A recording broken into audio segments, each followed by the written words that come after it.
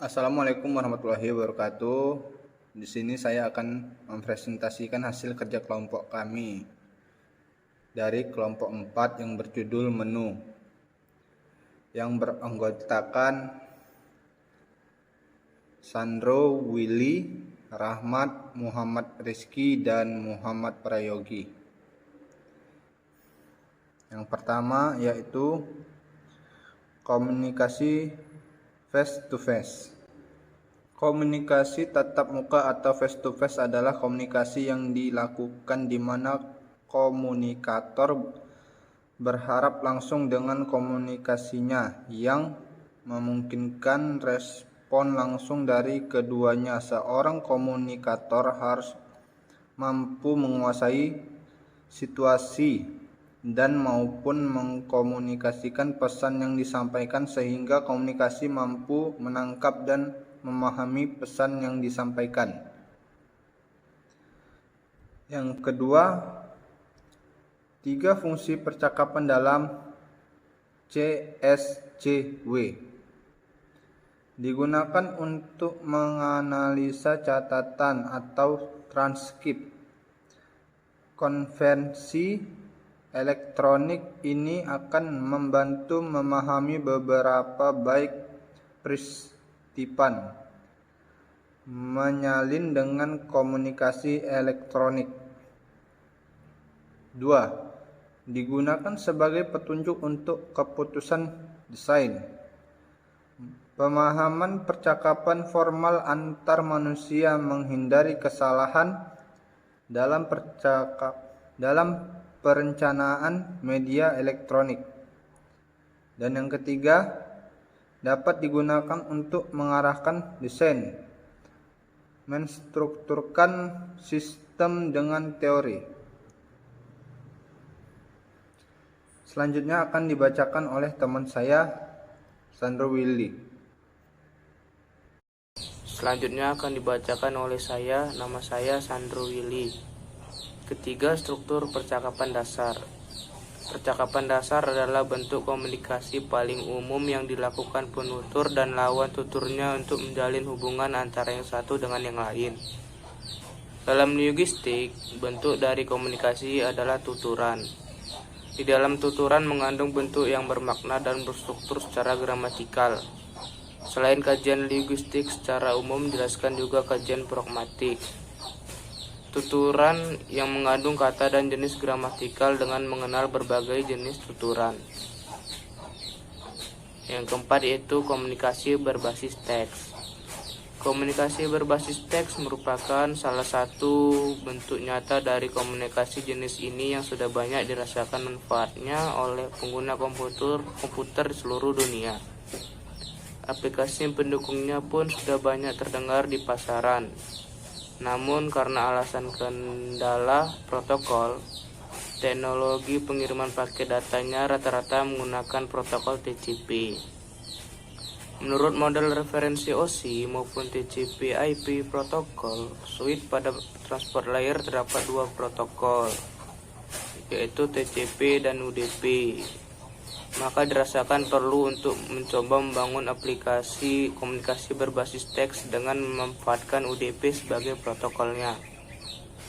Komunikasi berbasis teks misalnya dalam konferensi elektronik biasanya tidak memiliki back channel.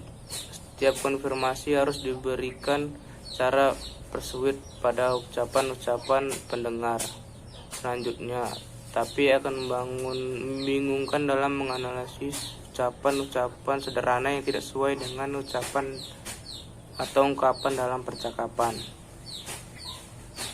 Nama saya Muhammad Prayogi, ingin melanjutkan presentasi dari Sandro Willy. 5. Masalah yang timbul dalam percakapan komunikasi berbasis teks.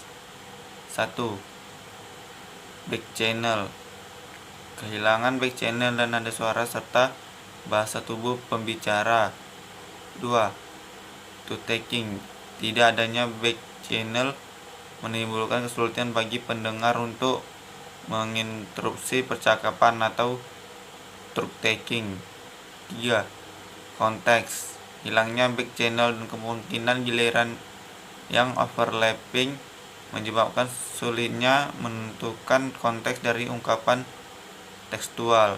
4. Hypertext. Berkurangnya langkah dari percakapan berbasis teks berarti bahwa partisipan dipaksa untuk meningkatkan quality pesan. 6. Dinamika kelompok. Dinamika kelompok adalah suatu metode dan proses yang bertujuan meningkatkan nilai-nilai kerjasama kelompok. Artinya, metode dan proses dinamika kelompok ini berusaha menumbuhkan dan membangun kelompok yang semula terjadi dari kumpulan individu-individu yang belum saling mengenal satu sama lain menjadi satu kesatuan kelompok dengan satu tujuan, satu norma, dan satu cara pencapaian berusaha yang disepakati bersama. Assalamualaikum warahmatullahi wabarakatuh. Saya di sini akan melanjutkan 7 faktor-faktor organisasi. Faktor organisasi meliputi tuntutan tugas, tuntutan peran, tuntutan antar pribadi, dan struktur organisasi. Faktor individu meliputi masalah keluarga, ekonomi, kepribadian, karyawan bersangkutan, dan pengetahuan. Faktor yang mempengaruhi organisasi yaitu apa saja faktor yang mempengaruhi organisasi? Pertama, gaya manajemen dan kepemimpinan. Yang kedua, komunikasi. Yang ketiga, karakteristik dan struktur data. Yang keempat, tingkat formalitas organisasi. Yang kelima, nilai yang dianut individu. Kesimpulannya, pengertian dinamika ini lebih menekankan pada gerakan yang timbul dari dalam dirinya sendiri. Artinya sumber geraknya berasal dari dalam kelompok itu sendiri, bukan dari luar kelompok. Diilhami oleh teori kekuatan medan yang terjadi di dalam sebuah kelompok akibat proses interaksi antar anggota kelompok. Dinamika kelompok di sini tidak dipandang hanya sebagai acara perkenalan dalam arti yang sempit, hura-hura dan membuang waktu saja, tetapi digunakan untuk menunjang keberhasilan dari suatu pelatihan itu sendiri. Kognisi terdistribusi adalah pendekatan peneliti ilmu kognitif yang dikembangkan oleh antropolog kognitif Edwin Hotchkiss selama tahun 1990-an. Dari etnografi kognitif,